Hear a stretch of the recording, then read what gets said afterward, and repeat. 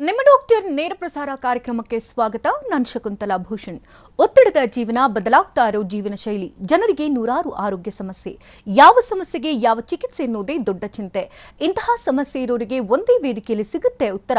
ಇದೇ ಟಿವಿ9ನ ವಿಶೇಷ ಕಾರ್ಯಕ್ರಮ ನಿಮ್ಮ ಡಾಕ್ಟರ್. ಬದಲಾಗ್ತಾ ಇರುವಂತಹ ಜೀವನ ಶೈಲಿಯಿಂದ ಅನೇಕ ರೀತಿಯ ಆರೋಗ್ಯ ಸಮಸ್ಯೆಗಳು ಪ್ರತಿಯೊಬ್ಬರನ್ನ ಕಾಡ್ತಾ ಇದೆ. ಅದರಲ್ಲೂ ಪ್ರಮುಖವಾಗಿ ಇತ್ತೀಚಿನ ದಿನಮಾನಗಳಲ್ಲಿ ಇನ್ಫರ್ಟಿಲಿಟಿ ಸಮಸ್ಯೆ ಬಹುದೊಡ್ಡ ಸಮಸ್ಯೆಯಾಗಿ ಕಾಣ್ತಾ ಇದೆ. ಪುರುಷರಲ್ಲಾಗಿರಬಹುದು ಅಥವಾ ಮಹಿಳೆಯರಲ್ಲಾಗಿರಬಹುದು ಇನ್ಫರ್ಟಿಲಿಟಿ ಸಮಸ್ಯೆ ಸಹಜವಾಗಿದೆ. ಇನ್ನು ಇನ್ಫರ್ಟಿಲಿಟಿ ಸಮಸ್ಯೆಗೆ ಕಾರಣ ಆದ್ರೂ ಏನು, ಇನ್ಫರ್ಟಿಲಿಟಿ ಸಮಸ್ಯೆಗೆ ಐವಿಎಫ್ ಕ್ಷೇತ್ರದಲ್ಲಿ ಇರತಕ್ಕಂಥ ಹೊಸ ತಂತ್ರಜ್ಞಾನಗಳಾದ್ರೂ ಏನಿರಬಹುದು, ಐವಿಎಫ್ ನಲ್ಲಿ ಯಾವ ತರದ ಟ್ರೀಟ್ಮೆಂಟ್ ಇರುತ್ತೆ, ಯಾರಿದನ್ನ ತೆಗೆದುಕೊಳ್ಳಬೇಕು, ತೆಗೆದುಕೊಳ್ಳೋದಕ್ಕೆ ವಯಸ್ಸು ಎಷ್ಟಿರಬೇಕು, ತೆಗೆದುಕೊಂಡ ನಂತರದಲ್ಲಿ ಲೈಫ್ ಸ್ಟೈಲ್ ಹೇಗಿರಬೇಕು, ಇದೆಲ್ಲದರ ಬಗ್ಗೆ ಕೂಡ ಇವತ್ತಿನ ಕಾರ್ಯಕ್ರಮ ಬೆಳಕು ಚೆಲ್ಲುತ್ತೆ. ಈ ಬಗ್ಗೆ ಹೆಚ್ಚಿನ ಮಾಹಿತಿಯನ್ನ ಕೊಡೋದಕ್ಕೆ ಗರ್ಭಗುಡಿ ಐವಿಎಫ್ ಸೆಂಟರ್ನ ಮೆಡಿಕಲ್ ಡೈರೆಕ್ಟರ್ ಹಾಗೆ ಫೌಂಡರ್ ಆಗಿರ್ತಕ್ಕಂಥ ಡಾಕ್ಟರ್ ಆಶಾ ಎಸ್ ವಿಜಯ್ ಅವರು ನಮ್ಮೊಂದಿಗಿದ್ದಾರೆ. ಬನ್ನಿ ಇವ್ರನ್ನ ಕಾರ್ಯಕ್ರಮಕ್ಕೆ ವೆಲ್ಕಮ್ ಮಾಡೋಣ. Ma'am, welcome to the show. ನಮಸ್ತೆ. ಬದಲಾಗ್ತಾ ಇದೆ ಲೈಫ್ ಸ್ಟೈಲ್ ಅಂತೂ. ತುಂಬಾ ಜನಕ್ಕೆ ಆರೋಗ್ಯ ರೀತಿಯ ಸಮಸ್ಯೆಗಳು ಅನೇಕ ರೀತಿ ಇರಬಹುದು. ಅದರಲ್ಲಿ ಪ್ರಮುಖವಾಗಿ ನಾವು ಗಮನಿಸ್ತಾ ಇರೋದಂದ್ರೆ ಇನ್ಫರ್ಟಿಲಿಟಿ. ಈಗ ಜ್ವರ, ನೆಗಡಿ, ಕೆಮ್ಮು, ಶೀತ ಹೇಗೆ ಬರುತ್ತೋ ಪ್ರತಿಯೊಂದು ಮನೆಯಲ್ಲೂ ಕೂಡ ಈ ಒಂದು ಸಮಸ್ಯೆ ವೆರಿ ಕಾಮನ್ ಆಗ್ಬಿಟ್ಟಿದೆ. ಹಿಂದೆಲ್ಲ ನಾವು ನೋಡ್ತಾ ಇದ್ವಿ ತುಂಬಾ ಏಜ್ ಆದ್ರೆ ಮಕ್ಕಳಾಗಲ್ಲ, ಸಮಸ್ಯೆಗಳಾಗುತ್ತೆ ಅಂತ. ಬಟ್ ಇತ್ತೀಚಿನ ದಿನಮಾನಗಳಲ್ಲಿ ಚಿಕ್ಕ ಪುಟ್ಟ ವಯಸ್ಸಿನಲ್ಲಿ ಮದುವೆ ಆದ್ರೂ ಕೂಡ ಇದೇ ರೀತಿ ಸಮಸ್ಯೆಗಳು ಕಾಡ್ತಾ ಇದೆ. ಜನರು ಕೂಡ ಒಂದು ರೀತಿ ಆತಂಕಕ್ಕೀಡಾಗ್ತಿದ್ದಾರೆ, ಏನಾಗ್ತಾ ಇದೆ ಅನ್ನೋ ನಿಟ್ಟಿನಲ್ಲಿ. ಸೊ ಇನ್ಫರ್ಟಿಲಿಟಿ ಸಮಸ್ಯೆ ಅನ್ನೋದು ಎಷ್ಟು ದೊಡ್ಡದಾಗಿ ಹಬ್ಬಿದೆ ಅಂತೀರಿ? ಆ್ಯಕ್ಚುಲಿ ಈ ಮಕ್ಕಳಿಲ್ಲದಿರುವುದು ಅಂತ ಹೇಳ್ತಾರಲ್ಲ, ಚೈಲ್ಡ್ಲೆಸ್ನೆಸ್ ಅಂತ, ಅದು ದಿನೇ ದಿನ ತುಂಬ ಹೆಚ್ಚಾಗ್ತಾ ಇದೆ. ಸೊ ಅದು 11 ವರ್ಷ ಆಯಿತು ನಾವು ಗರ್ಭಗುಡಿ ಸ್ಟಾರ್ಟ್ ಮಾಡಿ. 11 years ಬ್ಯಾಕ್ ಅದೊಂದು 2 to 5% ಇದ್ದರೆ ಇವತ್ತು ಆಲ್ಮೋಸ್ಟ್ 10 to 15% ಆಗೋಗಿದೆ. 3-4 ಹಬ್ಬ ಬಿಟ್ಟಿದೆ. ಸೊ ಇದಕ್ಕೆಲ್ಲ ಏನು ಕಾರಣ ಅಂತ ಹುಡುಕ್ತಾ ಹೋದರೆ ನಾನು ಹೇಳ್ಬೋದು, ಇದಕ್ಕೆ ಫೈಬ್ರಾಯ್ಡ್ಸ್ ಇರ್ಬೋದು, ಪಾಲಿಪ್ಸ್ ಇರ್ಬೋದು, ಟ್ಯೂಬಲ್ ಬ್ಲಾಕ್ ಇರ್ಬೋದು ಅಂತ ಹಲವಾರು ಡಯಾಗ್ನೋಸಿಸ್ ಹೇಳ್ಬೋದು ನಾನು. ಬಟ್ ಎಲ್ಲದಕ್ಕೂ ನಾವು ಮೂಲ ಕಾರಣ ಹುಡ್ಕೊಂಡು ಹೋದರೆ ಮನುಷ್ಯ ಹೇಗೆ ನಾಗಾಲೋಟದಿಂದ ಓಡ್ತಾ ಇದ್ದಾನೆ ಅಂತ ಅನ್ಸಲ್ವಾ ನಿಮಗೆ? ಕೃತಕತೆಯ ಕಡೆಗೆ, ಫ್ರಮ್ ನ್ಯಾಚುರಲ್ ಇದರಿಂದ ಎನ್ವೈರನ್ಮೆಂಟ್ ಇಂದ ಆರ್ಟಿಫಿಷಿಯಲ್ ಕಡೆ ತುಂಬಾ ಹೋಗ್ಬಿಟ್ಟಿದೀವಿ. ಇಡೀ ಲೈಫ್ ರಿಮೋಟ್ ಕಂಟ್ರೋಲ್ ಅಲ್ಲೇ. ರೆಡಿಮೇಡ್ ಫುಡ್ ಬೇಕು. ಹಾ, ಎಕ್ಸಾಕ್ಟ್ಲಿ. 3 ನಿಮಿಷದಲ್ಲಿ ಆಗ್ಬಿಡ್ಬೇಕು ಊಟ. ಆಮೇಲೆ ಕಾರಲ್ಲಿ ಊಟ, ಆಫೀಸಲ್ಲಿ ನಿದ್ದೆ, ಇಡೀ ನೈಟ್ ಕೆಲಸ, ಬೆಳಗ್ಗೆ ಮಲ್ಗೋದು, ಕಂಪ್ಲೀಟ್ ಡಿಸ್ಟಾರ್ಷನ್ ಆಗೋಗಿದೆ. ಅತಿ ವೇಗಕ್ಕೆ ಅಪಘಾತ ಕಾರಣ ಅಂತ ಎಲ್ಲಾ ಕಡೆ ಬೋರ್ಡ್ ನೋಡ್ತೀವಿ. ಅದೇ ಥರ ನಾನು ಡಾಕ್ಟರ್ ಹೇಳಬೇಕು ಅಂದರೆ ಅತಿ ವೇಗಕ್ಕೆ ಅನಾರೋಗ್ಯನೇ ಕಾರಣ ಅನಿಸುತ್ತೆ. ಸೊ ಎಲ್ಲನೂ ಫಾಸ್ಟ್ ಆಗಿರಬೇಕು. ಮೈಂಡ್ ಒಂದು ಕಡೆ ಓಡ್ತಿರುತ್ತೆ, ದೇಹ ಒಂದು ಕಡೆ ಇರುತ್ತೆ, ಎಮೋಷನ್ಸ್ ಇನ್ನೊಂದು ಕಡೆ ಇರುತ್ತೆ, ಬ್ಯಾಲೆನ್ಸೇ ಇರಲ್ಲ. ಹೈಲಿ ಸ್ಟ್ರೆಸ್ಫುಲ್ ಜೀವನ. ಆಮೇಲೆ ಏನೇನೋ ಹ್ಯೂಜ್ ಎಕ್ಸ್ಪೆಕ್ಟೇಷನ್ ಮನುಷ್ಯಂಗೆ, ಅದಾಗಬೇಕು, ಇದಾಗಬೇಕು, ನಾವಿರೋ ಇಷ್ಟು ನ್ಯಾರೋ ಇದರಲ್ಲಿ ತುಂಬ ಅಚೀವ್ ಮಾಡಬೇಕು ಅಂತ ಓಡ್ತಿರ್ತಾರೆ. ಸೊ ಯಾವಾಗ ನಾವು ಈ ನ್ಯಾಚುರಲ್ ಎನ್ವೈರ್ಮೆಂಟಿಂದ ಆರ್ಟಿಫಿಷಿಯಲ್ ಎನ್ವೈರ್ಮೆಂಟ್ ಕಡೆ ಕೆಮಿಕಲ್ ಎಕ್ಸ್ಪೋಸ್ಡ್ ತುಂಬ ಆಗುತ್ತೆ, ಕಲುಷಿತ ವಾತಾವರಣ, ಬ್ರೀತ್ ಮಾಡೋ ಏರ್ ಕೂಡ ಶುದ್ಧಿ ಇಲ್ಲ, ಥಾಟ್ಸ್ ಆ್ಯಂಡ್ ಎಮೋಷನ್ಸ್ ಪ್ಯೂರ್ ಇಲ್ಲ ಅಂದಾಗ ಎಲ್ಲ ಕಾಯಿಲೆನೂ ನಮ್ಮನ್ನ ಮುತ್ಕೊಳ್ಳುತ್ತೆ. ಅದೇ ಥರ ಇನ್ಫರ್ಟಿಲಿಟಿನೂ ಒಂದು ಡಿಸಾರ್ಡರು. ಸೊ ಹೇಗೆ ನಮಗೆ ಡಯಾಬಿಟಿಸ್, BP, ಸೈಕ್ಯಾಟ್ರಿಕ್ ಇಲ್ನೆಸ್ ತುಂಬಾ ಜಾಸ್ತಿ ಆಗೋಗಿದೆ, ನೀವು ನೋಡಿರ್ಬೋದು. ಅದೇ ತರ ಇನ್ಫರ್ಟಿಲಿಟಿನೂ ತುಂಬಾ ಜಾಸ್ತಿ ಆಗ್ತಾ ಇದೆ. ಅದಕ್ಕೆ ಹಲವಾರು ಕಾರಣಗಳಿದೆ. ಅಷ್ಟೇ ಮೂಲ ಕಾರಣ ಅಂತ ಏನಾದ್ರೂ ಇದೆಯಾ? ಯಾಕಂದ್ರೆ ಪ್ರಮುಖವಾಗಿ ಇಲ್ಲಿ ಮನಸ್ಸಿನ ಮೇಲೂ ಕೂಡ ಸಾಕಷ್ಟು ರೀತಿಯ ವ್ಯತಿರಿಕ್ತ ಪರಿಣಾಮಗಳನ್ನ ಬೀರ್ತಾ ಹೋಗುತ್ತೆ. ಯಾಕಂದ್ರೆ ಈ ರೀತಿ ಸಮಸ್ಯೆ ಆದಾಗ 1-2 ತಿಂಗಳಲ್ಲಿ ಸರಿ ಹೋಗುವಂತದ್ದಲ್ಲ, ಬರೋಬ್ಬರಿ 1 ವರ್ಷಾನುಗಟ್ಲೆ ಕಾಯಿಲೆ ಬೇಕಾಗುತ್ತೆ. ಸೊ ಈ ಬಗ್ಗೆ ಮಾಹಿತಿ ಕೊಡ್ತಾರೆ. ಜೀವನ ಶೈಲಿ ಅಂತೂ ತುಂಬಾ ವ್ಯತ್ಯಾಸ ಮಾಡ್ಕೊಂಡ್ಬಿಟ್ಟಿದೀವಿ. ಮ್ಯಾನ್ಯುಯಲ್ ಆಗಿ ಏನು ಕೆಲಸ ಮಾಡಲ್ಲ ನಾವು. ನಾನು ಎಷ್ಟೋ ಜನನ್ ಕೇಳ್ತೀವಿ, ನೀವು ದೈಹಿಕ ಆರೋಗ್ಯಕ್ಕೋಸ್ಕರ ಏನ್ ಮಾಡ್ತೀರಾ ಅಂತ. 8 o'clock ನಾವು ವರ್ಕ್ ಫ್ರಮ್ ಹೋಮ್ಗೆ ಕೂತ್ಕೊಂಡ್ರೆ ನಾವು ಚೇರ್ ಮೇಲೆ ರಾತ್ರಿ 12ಕ್ಕೆ ಎದ್ದೇಳ್ತೀವಿ ಅಂತಾರೆ. ಇಡೀ ದಿವಸ ವರ್ಕಲ್ಲಿ ಕೂತಿರ್ತಾರೆ, ಅಷ್ಟು ಸ್ಟ್ರೆಸ್ ಅಂಡ್ ಟೆನ್ಷನ್ ಅಲ್ಲಿ ವರ್ಕ್ ಮಾಡ್ತಾರೆ. ಅಮೆರಿಕಾ, UK ಆ ಟೈಮಿಂಗ್ಸ್ ಕೆಲಸ ಮಾಡ್ತಾರೆ. ಊಟ ಮಾಡೋದು ಕೂಡ ಒಂದು 5 minutes ಬ್ರೇಕಲ್ಲಿ ಬಂದ್ಬಿಡ್ತಾರೆ. ಅವ್ರಿಗೋಸ್ಕರ ಒಂದು ಚೂರು ಟೈಮ್ ಇಲ್ಲ. ಮೈಂಡ್ ಆ್ಯಂಡ್ ಎಮೋಷನ್ಸ್ ಅಂತೂ ಕಂಟ್ರೋಲೇ ಇಲ್ಲ. ಸೋಷಿಯಲ್ ಮೀಡಿಯಾಲಂತೂ full addicted. Alcohol, cigarette, smoking ಅಂತೂ ನಿಮಗೆ ಗೊತ್ತಿರ್ಬೋದು, ಇವಾಗ ಅದೊಂದು ಫ್ಯಾಡು, ಫ್ಯಾನ್ಸಿ ಆ ಥರ ಆಗೋಗಿದೆ. ಒಂದು ಕೋರ್ ರೀಸನ್ ಹೇಳಬೇಕು ಅಂದರೆ ಜೀವನ ಶೈಲಿ.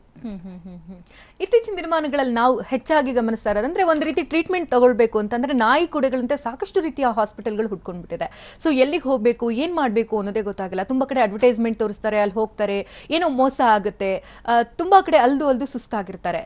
ಸೊ ಇದೆಲ್ಲವನ್ನ ಪರಿಗಣಿಸೋದಾದ್ರೆ ಗರ್ಭಗುಡಿ ಇಷ್ಟು ಸ್ಟ್ರಾಂಗ್ ಆಗಿ ನಿಲ್ಲೋದಕ್ಕೆ ಏನು ಸಾಧ್ಯ ಆಯಿತು, ಯಾಕೆ ಸಾಧ್ಯ ಆಯಿತು ಅಂತೀರಿ? ತುಂಬ ಒಳ್ಳೆ ಪ್ರಶ್ನೆ. ಆ್ಯಕ್ಚುಲಿ 11 ಇಯರ್ಸ್ ಬ್ಯಾಕ್ ನಾವು ಗರ್ಭಗುಡಿ ಸಂಸ್ಥೆ ಸ್ಟಾರ್ಟ್ ಮಾಡಿದಾಗ ಈ ಥರ ನಮಗೆ ನಾಯಿ ಕೊಡೆಗಳ ಥರ ಎಲ್ಲ ಕಡೆ ಮಶ್ರೂಮಿಂಗ್ ಆಗಿರಲಿಲ್ಲ. ಬಟ್ ಬರ್ತಾ ಬರ್ತಾ ಹೇಗೆ ಸಮಸ್ಯೆ ಜಾಸ್ತಿ ಆಯಿತು ಅದೇ ಥರ ಸೆಂಟರ್ಸೂ ಸಿಕ್ಕಾಪಟ್ಟೆ ಜಾಸ್ತಿ ಆಗೋಯ್ತು.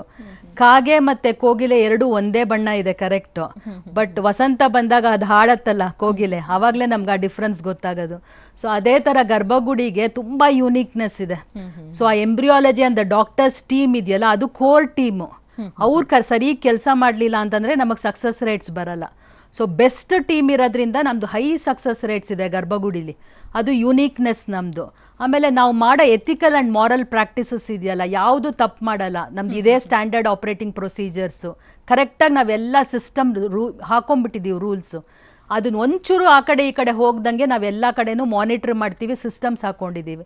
ಮತ್ತು ಎಷ್ಟು ಮಾಡರ್ನ್ ಟೆಕ್ನಾಲಜೀಸ್ ಬರ್ತಾ ಇದೆ ಅಂದರೆ ಅದನ್ನೆಲ್ಲ ಅಡಾಪ್ಟ್ ಮಾಡ್ಕೊಳ್ತೀವಿ ನಾವು ಗರ್ಭಗುಡಿ. ಹೇಗೆ ತಾಯ್ತನ ಕೊಡಬೇಕು ಅನ್ನೋದಕ್ಕೆ ಮಾಡರ್ನ್ ಟೆಕ್ನಾಲಜೀಸ್ ಏನು ಬರುತ್ತೋ ಎಲ್ಲನೂ ನಾವು ಅಡಾಪ್ಟ್ ಮಾಡ್ಕೊಳ್ತೀವಿ. ನೀವು ಹೇಳ್ಬೋದು ಒಂದು ಮೈಟಿ ಹಿಮಾಲಯಾಸ್ನ ನೋಡಿದ್ರೆ ಅದನ್ನ ಯಾರು ಶೇಕೆ ಮಾಡೋಕ್ಕಾಗಲ್ಲ. ಆಚೆ ಈಚೆ ನೀವು ಎಷ್ಟೇ ಗುಡ್ಡಗಳು ಕಟ್ಬೋದು, ಸ್ಮಾಲ್ ಬೆಟ್ಟಗಳು ಕಟ್ಬೋದು, ಹಿಮಾಲಯಾಸ್ನ ಯಾರು ಶೇಕೆ ಮಾಡೋಕ್ಕಾಗಲ್ಲ. ಆ ಥರ ನಮ್ಮ ಫೌಂಡೇಶನ್ ತುಂಬ ಸ್ಟ್ರಾಂಗ್ ಇರೋದ್ರಿಂದ ಯಾವುದೇ ಬಿರುಗಾಳಿ ಆಗಲಿ ಯಾವುದೇ ಭೂಕಂಪ ಆಗಲಿ ನಮ್ಮನ್ನ ಶೇಕ್ ಮಾಡೋಕ್ಕಾಗಲ್ಲ. ಯಾವುದೇ ಕಾಂಪಿಟೇಷನ್ ಕೂಡ ನಮ್ಮನ್ನ ಅಲ್ಲಾಡ್ಸೋಕ್ಕಾಗಲ್ಲ, because we are very strong. Okay. ಜೊತೆಗೆ IVF ಟ್ರೀಟ್ಮೆಂಟ್ನಲ್ಲಿ ಹೇಗಾಗುತ್ತೆ, ಎಷ್ಟು ದಿನಗಳ ಕಾಲ ತೆಗೆದುಕೊಳ್ಳುತ್ತೆ, ಆ ಪ್ರಾಸೆಸ್ ಹೇಗೆ, ತುಂಬ ಜನಕ್ಕೆ ಕಡಿಮೆ ಬಗ್ಗೆ ನಾಲೆಜ್ ಇರುತ್ತೆ. ಸೊ ಈ ಕಾರ್ಯಕ್ರಮದಲ್ಲಿ ಇದ್ರ ಬಗ್ಗೆ ಸಂಕ್ಷಿಪ್ತ ಮಾಹಿತಿನ ವೀಕ್ಷಕರು ಕೊಡೋಣ. ಅಂದ್ರೆ ಯಾವ ಸಂದರ್ಭದಲ್ಲಿ ಡಾಕ್ಟರ್ನ ಮೀಟ್ ಮಾಡಬೇಕು, ಜೊತೆಗೆ IVF ಬೇಕೋ ಬೇಡವೋ ಅನ್ನೋದೇ ತುಂಬಾ ಜನಕ್ಕೆ ಗೊತ್ತಿರೋದಿಲ್ಲ. ಸೊ ಈ ಬಗ್ಗೆ ಕ್ಲಾರಿಟಿ ಕೊಡೋದಾದ್ರೆ, ಈಗ IVF ಅಂದ ತಕ್ಷಣ ಅವ್ರು ಹೋಗಿದ ತಕ್ಷಣ ಕಂಪ್ಲೀಟ್ ಆಗಿ ಅವ್ರಿಗೆ ಟೆಸ್ಟ್ ಟ್ಯೂಬ್ ಬೇಬಿ ಮಾಡ್ತೀವಿ ಅಂತ ಏನಿಲ್ಲ. ಸೊ ಸ್ವಲ್ಪ ಜನ ಗಂಡಸರಿಗೆ ಬರೀ ಲೈಂಗಿಕವಾಗಿ ಪ್ರಾಬ್ಲಮ್ ಇರುತ್ತೆ, ಅವ್ರು ನ್ಯಾಚುರಲ್ ಆಗಿ ಕಾಂಟ್ಯಾಕ್ಟ್ ಇಟ್ಕೊಳಕ್ ಆಗ್ತಿರಲ್ಲ. ಸೊ ಅವ್ರಿಗೆ ಗಂಡಸರು ಡಾಕ್ಟ್ರು ನೋಡ್ಬಿಟ್ಟು ಲೈಂಗಿಕತೆಗೆ ಅವ್ರಿಗೆ ಮೆಡಿಸಿನ್ಸ್ ಕೊಟ್ಬಿಟ್ಟು ಸರಿ ಮಾಡಿಸ್ತಾರೆ. ಸ್ವಲ್ಪ ಜನಕ್ಕೆ ಥೈರಾಯ್ಡ್ ತುಂಬ ಅಬ್ನಾರ್ಮಲ್ ಇರುತ್ತೆ, ಅದನ್ನ ನಾರ್ಮಲ್ ಮಾಡಿಸಿದ ತಕ್ಷಣ ಅವರೇ ಕನ್ಸೀವ್ ಆಗ್ತಾರೆ. ಹಸ್ಬೆಂಡ್ಸ್ ಅಲ್ಲಿ ಕೌಂಟ್ ಮೊಟಿಲಿಟಿ ಸ್ವಲ್ಪ ಪ್ರಾಬ್ಲಮ್ ಇದ್ರೆ ಅವ್ರಿಗೆ IUI ಮೂಲಕನೇ ಅವ್ರು ಕನ್ಸೀವ್ ಆಗ್ಬಿಡ್ತಾರೆ. ರಿಪೀಟೆಡ್ ಆಗಿ IUI ಫೇಲ್ ಆಗ್ತಿದೆ, ಅವ್ರಿಗೆ ಆಗ್ತಾನೆ ಇಲ್ಲ, ಏಜ್ ಮೀರೋಗ್ತಿದೆ ಅನ್ನೋರ್ಗೆ ಮಾತ್ರ ನಾವು IVFಗೆ ಹೋಗ್ತೀವಿ. ಅಂಥವ್ರಿಗೆ 2ನೇ ದಿವಸ 3ನೇ ದಿವಸ ಪೀರಿಯಡ್ ಇಂದ ಇಂಜೆಕ್ಷನ್ ಸ್ಟಾರ್ಟ್ ಆಗುತ್ತೆ. 10-12 ಡೇಸ್ ಅವ್ರಿಗೆ ಇಂಜೆಕ್ಷನ್ಸ್ ಕೊಡ್ತೀವಿ.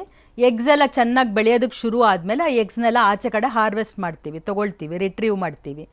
ಎಗ್ಸ್ನ ತೊಗೊಂಡ್ಬಿಟ್ಟು ಯಾವ ಕ್ವಾಲಿಟಿ ಇದೆ ಅಂತ ಚೆಕ್ ಮಾಡಿ ಹಸ್ಬೆಂಡ್ ಸ್ಯಾಂಪಲ್ನೂ ಟೆಸ್ಟ್ ಮಾಡ್ತೀವಿ ಅವತ್ತು. ಹಸ್ಬೆಂಡ್ ಸ್ಯಾಂಪಲ್ ತುಂಬಾ ಬ್ಯಾಡ್ ಇದೆ, DNA ಫ್ರಾಗ್ಮೆಂಟೇಷನ್ ಎಲ್ಲ ತುಂಬಾ ಹೈ ಇದೆ ಅಂದ್ರೆ ಅದಕ್ಕೂ ಟೆಕ್ನಾಲಜಿ ಇದೆ. ಬೆಸ್ಟ್ ಸ್ಪರ್ಮ್ ಹುಡುಕ್ಬಿಟ್ಟು ಎಗ್ ಒಳಗಡೆ ಇಂಜೆಕ್ಟ್ ಮಾಡೋದಕ್ಕೆ ಇಕ್ಸಿ ಮತ್ತೆ ಇಮ್ಸಿ ಅಂತೀವಿ, ಪಿಕ್ಸಿ ಅಂತ, ಅದೆಲ್ಲ ನಮ್ಮ ಹತ್ರ ಇದೆ ಆ ಟೆಕ್ನಾಲಜಿ. ಸೊ ಬೆಸ್ಟ್ ಸ್ಪರ್ಮ್ ತಗೊಂಡು ನಾವು ಎಗ್ ಒಳಗಡೆ ಇಂಜೆಕ್ಟ್ ಮಾಡ್ತೀವಿ. 3 ರಿಂದ 5 ದಿನ ಅದು ನಮ್ಮ ಲ್ಯಾಬ್ ಅಲ್ಲಿ ಬೆಳೆಯುತ್ತೆ, ಭ್ರೂಣ ಆಗತ್ತೆ, ಹೆಲ್ತಿ ಭ್ರೂಣ. ಅದನ್ನ ಆಮೇಲೆ ತಾಯಿ ಗರ್ಭದೊಳಗಡೆ ಟ್ರಾನ್ಸ್ಫರ್ ಮಾಡೋದಕ್ಕೆ ಅದನ್ನ ಪ್ಲಾನ್ ಮಾಡ್ತೀವಿ. ಒಂದ್ಸಲಿ ಎಂಬ್ರಿಯೋ ಟ್ರಾನ್ಸ್ಫರ್ ಮಾಡಿದ್ಮೇಲೆ ನಮ್ದೇನು ನೆಕ್ಸ್ಟ್ ಲೆವೆಲ್ ಆಫ್ ಏನು ನಮ್ದು ಇಂಟ್ರಾಕ್ಷನ್ ಇರಲ್ಲ. ಒಳಗಡೆ ಅದು ನೇಚರೇ ಬೆಳೆಸ್ಬೇಕು, ಪೌಷ್ಟಿಕಾಂಶ ಒಳಗಡೆನೆ ಆಗ್ಬೇಕು, 15 ಡೇಸ್ ತಾಯಿದು ಮನಸ್ಥಿತಿ ಚೆನ್ನಾಗಿರ್ಬೇಕು, ನೀಟಾಗಿ ಅವ್ರ ಆಹಾರ ತಗೋಬೇಕು. ಅದಾದ್ಮೇಲೆ ಪ್ರೆಗ್ನೆನ್ಸಿ ಟೆಸ್ಟ್ ಬರುತ್ತೆ, ಪಾಸಿಟಿವ್ ಅಥವಾ ನೆಗೆಟಿವ್. ಒಬ್ರು ಕಾಲರ್ ಇದ್ದಾರೆ, ಮಾತನಾಡ್ಸೋಣ. ಮೈಸೂರಿನಿಂದ ಭಗವಾನ್ ಕರೆ ಮಾಡಿದ್ದಾರೆ. ನಮಸ್ತೆ ಭಗವಾನ್ ಅವರೇ. ನಮಸ್ಕಾರ ಮೇಡಮ್. ಡಾಕ್ಟರ್ ಇದ್ದಾರೆ, ಮಾತನಾಡಿ. ಮೇಡಮ್, ನಾನು ಭಗವಾನ್ ಅಂತ ಮೈಸೂರಿಂದ ಮಾತಾಡ್ತಾ ಇದ್ದೀನಿ. ಹೇಳಿ ಭಗವಾನ್. ಏನಿಲ್ಲ, ನನ್ನ ಮಗಳು ಬೈ ಬರ್ತ್ ಹುಟ್ಟಬೇಕಾದ 2 ಗರ್ಭಕೋಶಗಳಿದೆ ಅಂತ ಸರ್ಟಿಫೈ ಮಾಡಿದ್ದಾರೆ. ಓಕೆ. ಈಗ ಅವಳು ಒಂದೊಂದ್ಸತಿ ಮೆಚೂರ್ಡ್ ಆದಾಗ ತುಂಬಾ ಹೊಟ್ಟೆ ನೋವು ಅಂತ ತುಂಬಾನೇ ನನಗೆ ಒಂಥರ ನೋವಾಗ್ಬಿಡುತ್ತೆ. ಅವಳು ಸಂಕಟ ಪಡ್ತಾ ಇದ್ದೆ. ಓಕೆ. ಆಮೇಲೆ ಯಾವ್ದೋ ಒಂದು ಮಾತ್ರೆ ಕೊಡ್ತೀವಿ, ಆಮೇಲೆ ಆಮೇಲೆ ಸುಮ್ಮನೆ ಆಗ್ಬಿಡ್ತಾಳೆ 2 ದಿನ 3 ದಿನ ಆದ್ಮೇಲೆ. ಓಕೆ. ಈಗ ನಾವು ಏನ್ ಮಾಡ್ಬೇಕು ಆ ಪರಿಸ್ಥಿತಿಗೆ? 2 ಗರ್ಭಕೋಶ ಇದೆ ಅಂತ ಅಂದ್ಬಿಟ್ಟು ಬಂದಿದೆ. ಮದ್ವೆ ಆಗಿಲ್ವಾ? ಇಲ್ಲ, ಮದುವೆ ಆಗಿಲ್ಲ.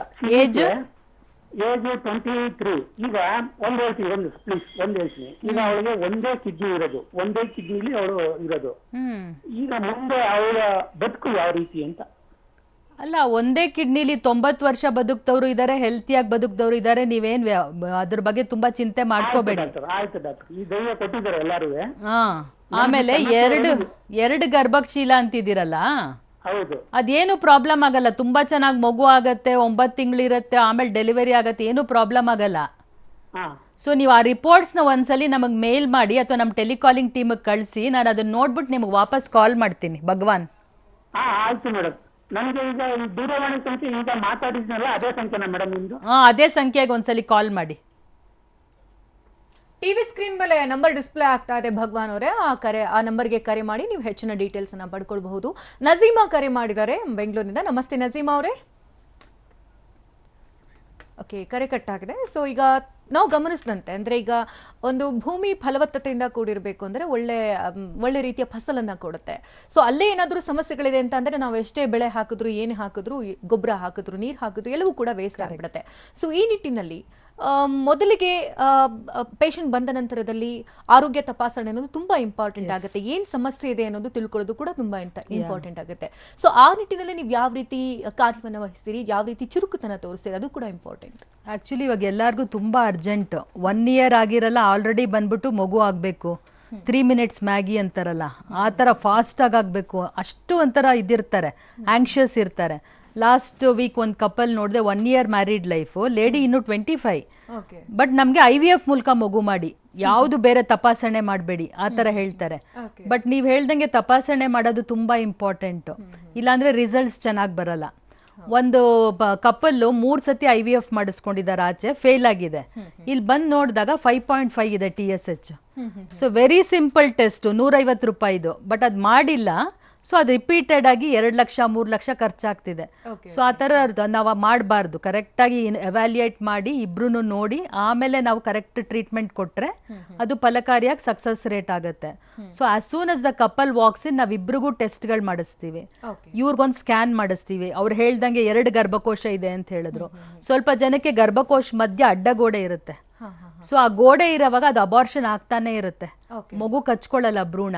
ಸೊ ಅಂಥದ್ದೆಲ್ಲ ಐಡೆಂಟಿಫೈ ಮಾಡಿ ಫಸ್ಟ್ ಅದನ್ನ ಕಟ್ ಮಾಡಬೇಕು, ಮಾಡ್ಬೇಕು ಕ್ಯಾವಿಟಿ, ಆಮೇಲೆ ಮಿಕ್ಕಿ ಟ್ರೀಟ್ಮೆಂಟ್ ಮಾಡಬೇಕು.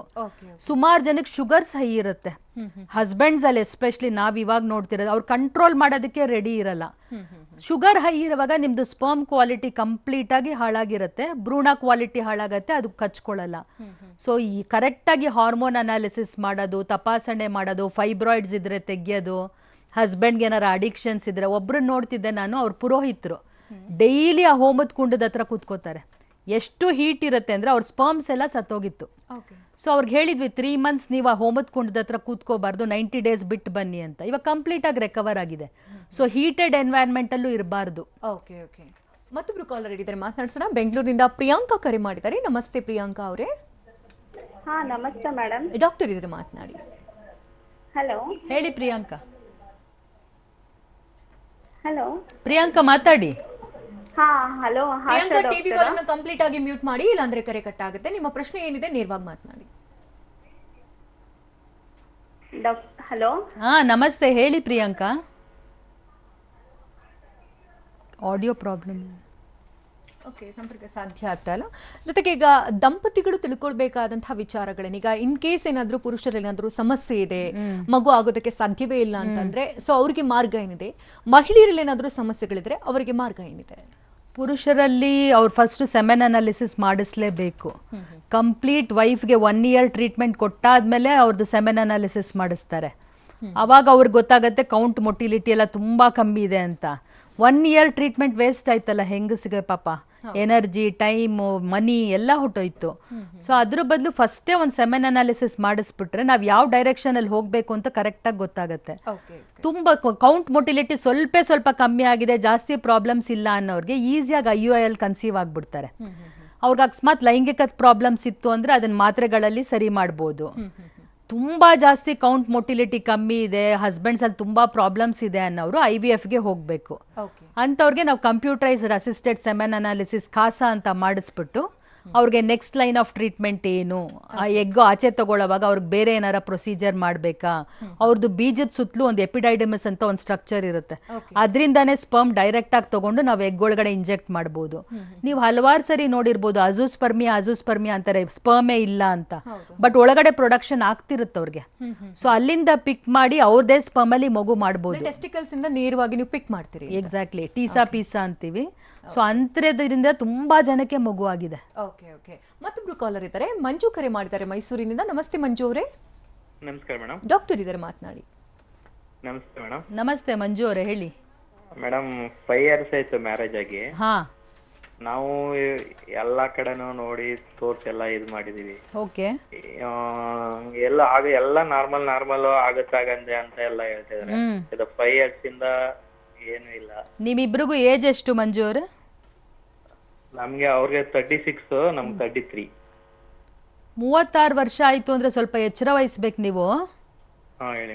ಅಂಡಾಣುಗಳ ಪ್ರಮಾಣ ಎಲ್ಲ ಕಮ್ಮಿ ಆಗುತ್ತೆ, ಮತ್ತೆ ಅದು ಕಾರ್ಯಕ್ಷಮತೆನೂ ಕಮ್ಮಿ ಆಗಿರುತ್ತೆ. ದಯವಿಟ್ಟು ಆದಷ್ಟು ಬೇಗ ರಿಪೋರ್ಟ್ಸ್ ತೊಗೊಂಡು ಒಂದು ವಿಸಿಟ್ ಮಾಡಿ.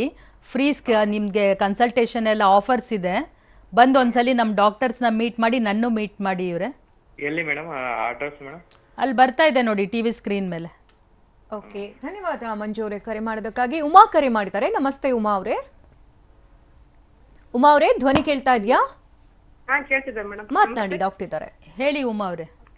ನಮಸ್ತೆ ಮೇಡಮ್. ನಮಸ್ತೆ ಮೇಡಮ್, ಮದುವೆ ಆಗಿ 3 years ಆಯ್ತು ಇವಾಗ. ಹಾ, ಅದೇ ಚೆಕ್ ಮಾಡ್ಸಿದೀವಿ ಮೇಡಮ್ ಎಲ್ಲ ಡಾಕ್ಟರ್ ಬೇರೆ ಕಡೆ ಎಲ್ಲ. ಅವ್ರು ಕೆಲವೊಬ್ರು ಅಂಡಾಣು ಉತ್ಪತ್ತಿ ಆಗ್ತಿದೆ ಅಂತ ಹೇಳ್ತಾರೆ, ಕೆಲವೊಬ್ರು ಇಲ್ಲ ಅಂತ ಹೇಳ್ತಿದ್ದಾರೆ. ಹಾ, ಇನ್ನೊಂದು ಮೊನ್ನೆ ರೀಸೆಂಟ್ ಆಗಿ ಮಾಡಿಸಿದಾಗ ಬಟ್ ಸೈಜ್ ಕಡಿಮೆ ಇದೆ, ಅದನ್ನ ಇನ್ಕ್ರೀಸ್ ಮಾಡ್ಬೇಕಂದ್ರೆ 2,500 ತಗೊಂಡು ಇಂಜೆಕ್ಷನ್ ಮಾಡಿಸ್ಬೇಕು ಅಂತ ಹೇಳಿದ್ರು ಮೇಡಮ್. ಹಾ, ಹಾ, ಹಾ. ಅದಕ್ಕೆ ನಿಮ್ಮ ಹತ್ರ ಸಜೆಸ್ಟ್ ಏನಾದ್ರು ಇದೆನಾ ಅಂತ ಕೇಳಕ್. ನಿಮಗೆ ಏಜ್ ಅಪ್ಪ? ಏಜ್ 31 ಇದೆ ಮೇಡಮ್. 31 ಇದ್ರೆ ಬೇಗ ಬೇಗ ಟ್ರೀಟ್ಮೆಂಟ್ ತಗೊಳ್ಳಿ. ಹಸ್ಬೆಂಡ್ ನಾರ್ಮಲ್ ಇದೆಯಾ? ವೀರ್ಯಾಣು ಪರೀಕ್ಷೆ ನಾರ್ಮಲ್ ಇದೆ ಮೇಡಮ್. ಟ್ಯೂಬ್ಸ್ ಎಲ್ಲ ಚೆನ್ನಾಗಿದ್ಯಾ? ಚೆನ್ನಾಗಿದೆ ಮೇಡಮ್. ಒಂದ್ಸಲಿ ರಿಪೋರ್ಟ್ಸ್ ಎಲ್ಲ ತಗೊಂಡ್ ಬರ್ಲಿಕ್ಕಾಗತ್ತಾ ಬ್ಯಾಂಗ್ಳೂರ್ಗೆ? ಬ್ಯಾಂಗ್ಳೂರ್ಗೆ ಮೇಡಮ್? ಹಾ, ಓಕೆ ಮೇಡಮ್. ಅಡ್ರೆಸ್ ಬರ್ತಿದೆಯಲ್ಲ? ಹೌದು. ನಿಮ್ಗೆ ಇಂಜೆಕ್ಷನ್ಸ್ ಎಲ್ಲ ಬೇಕಾ ಬೇಡವಾ ಅಂತ ಸ್ಕ್ಯಾನ್ ಮಾಡಿ ಹೇಳ್ತೀವಿ. ಹಾಗೆ ನೋಡದೆ ಹೇಳಕ್ಕಾಗಲ್ಲ. ಅದಕ್ಕೆ ನೀವು ರಿಪೋರ್ಟ್ಸ್ ಎಲ್ಲ ತಗೊಂಡು ಮೀಟ್ ಮಾಡಿ ನನ್ನ. ಓಕೆ ಮೇಡಮ್, ಆಯ್ತು. ಹಾ, ನಮಸ್ತೆ. ಓಕೆ, ಧನ್ಯವಾದ ಉಮಾ ಅವರೇ ಕರೆ ಮಾಡೋದಕ್ಕಾಗಿ. ಹಾಗೆ ಈಗ ಭ್ರೂಣನ ಟ್ರಾನ್ಸ್ಫರ್ ಮಾಡೋದು ಕೂಡ ತುಂಬಾ ಇಂಪಾರ್ಟೆಂಟ್. ಆ ಒಂದು ಘಟ್ಟ, ಆ ಸಂದರ್ಭದಲ್ಲಿ ನೀವು ಹೇಳಿದಂತೆ 15 ದಿನದ ಕಾಲ ಮಾನಸಿಕ ಸ್ಥಿತಿಗತಿಗಳು ಕೂಡ ತುಂಬಾ ಇಂಪಾರ್ಟೆಂಟ್ ಆಗಿರುತ್ತೆ. ಮನೆಯವರು ಕೂಡ ತುಂಬಾ ಆರಾಮಾಗಿ ನೋಡ್ಕೊಳ್ಬೇಕಾಗುತ್ತೆ, ಯಾವುದೇ ರೀತಿ ಸ್ಟ್ರೆಸ್ ಕೊಡ್ತೇನೆ ಅಂತ. ಈಗ ನಾವು ತುಂಬಾ ಕಡೆ ಗಮನಿಸಿದ್ದೀವಿ. ಯಾಕಂದ್ರೆ ಈಗ ಭ್ರೂಣ ಟ್ರಾನ್ಸ್ಫರ್ ಆಗ್ಬೇಕಂತಂದ್ರೆ ಒಂದು ಹಾಸ್ಪಿಟಲ್ ಅಲ್ಲಿ ಟೆಸ್ಟ್ ಕೊಟ್ಟಿರ್ತಾರೆ, ಇನ್ನೊಂದು ಹಾಸ್ಪಿಟಲ್ ಅಲ್ಲಿ ಅಲ್ದಾಡ್ಬೇಕಾಗುತ್ತೆ. ಇಲ್ಲೇ ತುಂಬಾ ಸಮಯಗಳು ವ್ಯರ್ಥ ಆಗುತ್ತೆ. ನೀವು ಹೇಳ್ತಿದ್ರಿ ಕಡೆ ಸಂದರ್ಭದಲ್ಲಿ ಅದನ್ನ ತುಂಬಾ ಎಕ್ಸಾಕ್ಟ್ ಟೈಮ್ ಅಲ್ಲಿ ನಾವು ಟ್ರಾನ್ಸ್ಫರ್ ಮಾಡಿದ್ರೆ ಅಷ್ಟೇ ಅದು ಸಕ್ಸಸ್ ಆಗುತ್ತೆ ಅಂತ. ಸೊ ಈ ಬಗ್ಗೆ ಒಂದಷ್ಟು ಇನ್ಫಾರ್ಮೇಶನ್ ಕೊಡ್ಬೋದು? ತುಂಬಾ ಚೆನ್ನಾಗಿ ಜ್ಞಾಪಕ ಇಟ್ಕೊಂಡಿದ್ದೀರಾ ನೀವು. ಇದ್ರದ್ದು ನಾವ್ ಎರಾ ಅಂತೀವಿ, ಎಂಡೋಮೆಟ್ರಿಯಲ್ ರೆಸೆಪ್ಟಿವಿಟಿ ಅಸೆ ಅಂತ. ಸೊ ಯಾವಾಗ ಭ್ರೂಣನ ಅಂಟ್ಕೊಳ್ಳೋ ಶಕ್ತಿ ಎಂಡೋಮೆಟ್ರಿಯಮ್ಗೆ ಇರುತ್ತೆ ಅಂತ ಕಂಡುಹಿಡಿಯೋದು. ಅದು ಒಂದು ಸ್ಪೆಷಲೈಸ್ ಟೆಸ್ಟ್. ಸೊ ಹಲವಾರು ಕಡೆ ಅವ್ರಿಗೆ ಫೇಲ್ ಆಗಿರೋರಿಗೆ ನಾವು ಎರಾ ಅಂತ ಟೆಸ್ಟ್ ಮಾಡ್ತೀವಿ. ಯೂಶಲಿ ನಾರ್ಮಲಿ ನಾವು 3rd day 5th day ಭ್ರೂಣ ಹಾಕ್ಬಿಡ್ತೀವಿ ನೋಡ್ದೇನೆ ಅಲ್ವಾ. ಬಟ್ ಈ ಟೆಸ್ಟ್ ಮಾಡೋದ್ರಲ್ಲಿ ಈ ಲೇಡಿಗೆ ಯಾವಾಗ ಎಂಬ್ರಿಯೋ ಹಾಕಬೇಕು ಅಂತ ಒಂದು ಸ್ಪೆಷಲೈಸ್ ಟೈಮಿಂಗ್ ಕೊಡುತ್ತದು. So it's a genetic analysis ಅದು. ಸೊ ಅದು ಮಾಡಿದಾಗ ಏನಾಗುತ್ತೆ ಅಂದ್ರೆ ಒಂದು ಲೇಡಿಗೆ 120 ಅವರಲ್ಲಿ ಹಾಕ್ತಾ ಇದ್ರು. ಬಟ್ ಇದು ಟೆಸ್ಟ್ ಅಲ್ಲಿ ಬಂತು ಇವ್ರಿಗೆ 136 hours ಹಾಕಿದ್ರೆ ಅಂಟ್ಕೊಳ್ಳುತ್ತೆ ಅಂತ. ಸೊ ನಾವು ಕರೆಕ್ಟ್ ಆಗಿ ಅದು ಪ್ಲಾನ್ ಮಾಡಿ 136ನೇ ಅವರಲ್ಲಿ ಹಾಕಿದ್ವಿ. ಅವ್ರಿಗೆ ಇವಾಗ ಕನ್ಸೀವ್ ಆಗಿದ್ದಾರೆ, 2 ಬೇಬಿ ಇದೆ, ಟ್ವಿನ್ಸ್. So 20 weeks. ಸೊ ಅದು ತುಂಬಾ ಇಂಪಾರ್ಟೆಂಟ್ ಆಕ್ಚುಲಿ ಅದು ಹಾಕೋ ಟೈಮಿಂಗ್ ಕೂಡ. ಆಮೇಲೆ ಹಾಕದ್ಮೇಲೆ ಮಾನಸಿಕ ಸ್ಥಿತಿ ಹೇಳ್ತಿದ್ದೀರಲ್ಲ, ಭಾವನಾತ್ಮಕ ಸ್ಥಿತಿ, ಅದು ತುಂಬಾ ಇಂಪಾರ್ಟೆಂಟ್.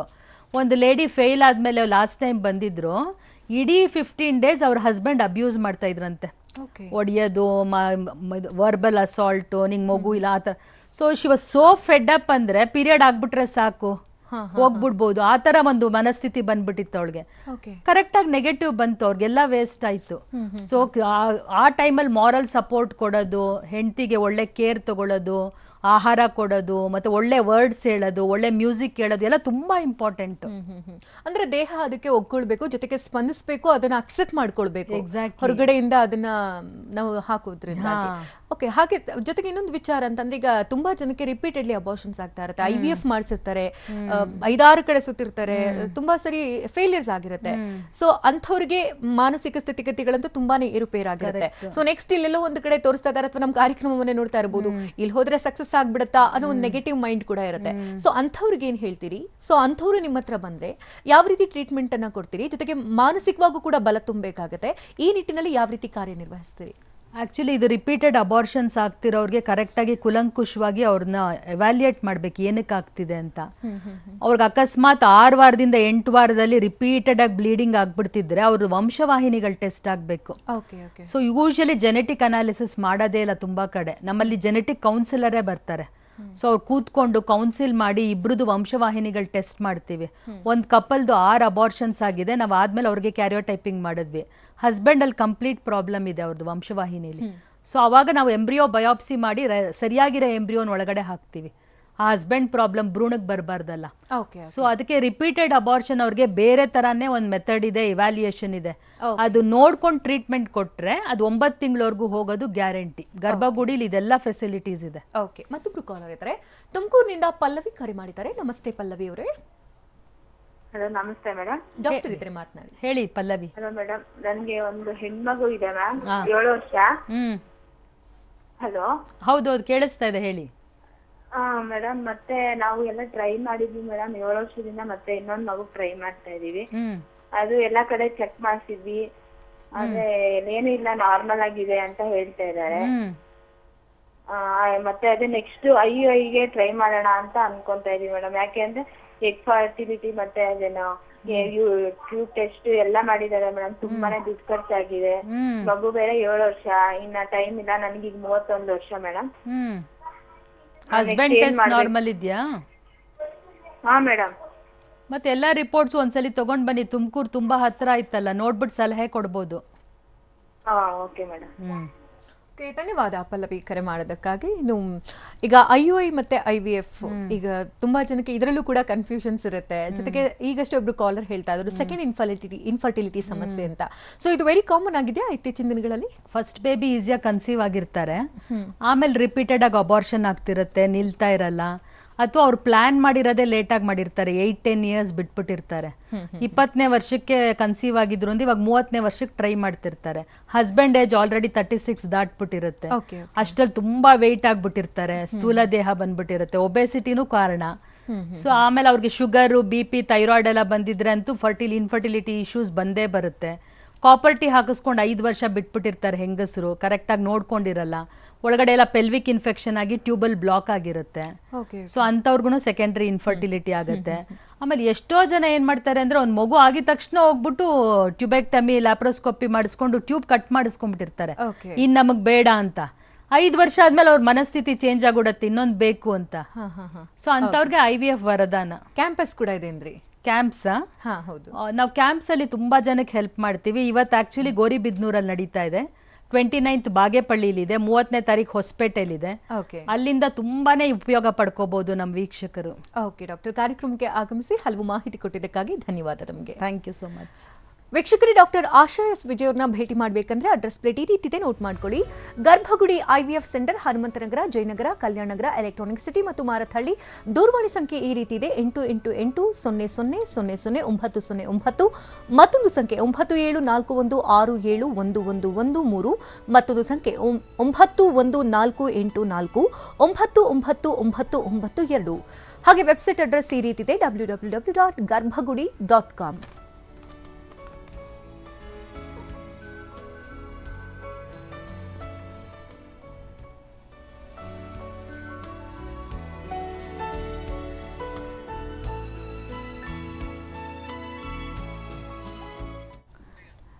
ಇದು ಈ ಹೊತ್ತಿನ ಕಾರ್ಯಕ್ರಮ. ನಿರಂತರ ಸುದ್ದಿಗಾಗಿ ನೋಡ್ತಾರೆ TV9.